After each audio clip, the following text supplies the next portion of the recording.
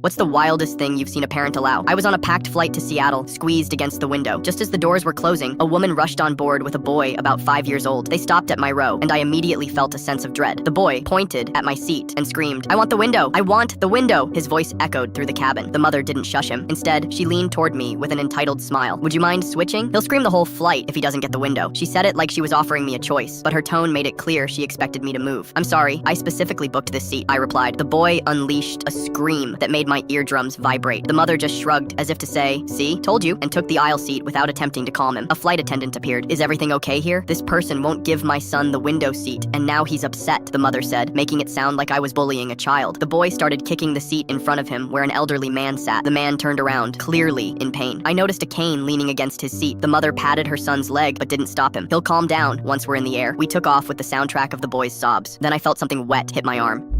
The boy was deliberately squeezing his juice box, so drops landed on me. She glanced up from her phone. "Ethan, don't waste your juice," she said, but made no move to take it away. No apology to me, nothing. 20 minutes into the flight, the boy unbuckled his seatbelt and stood on his seat. The mother was watching a movie with headphones in. The boy grabbed my book and threw it to the floor. "Hey," I said. The mother removed one earbud. "What's the problem now?" "Your son threw my book on the floor." She sighed. "Ethan, that's not nice. Say sorry." "No, I want the window." She just shrugged and returned to her movie. The elderly man turned around. "Would you like to switch seats with me?" Before I could answer, the mother jumped in. "That would be wonderful. Ethan, this nice man is giving you a window seat." "Actually, I was offering my seat to this person, not your child," the man clarified. The mother's expression hardened. "Well, that doesn't help the situation, does it?" The boy started kicking the elderly man's seat again, harder. The man winced in pain. "Ma'am, your son needs to stop kicking the seat. This gentleman might have back problems." "He's 5, she hissed. "He has energy. What do you expect?" A flight attendant paused. "Is there a problem?" "This child keeps kicking my seat, and I've had recent back surgery," the elderly man explained. "Ma'am, please keep your son from kicking the seats." "Everyone's attacking me just because my son is a little energetic," the mother protested. As they argued,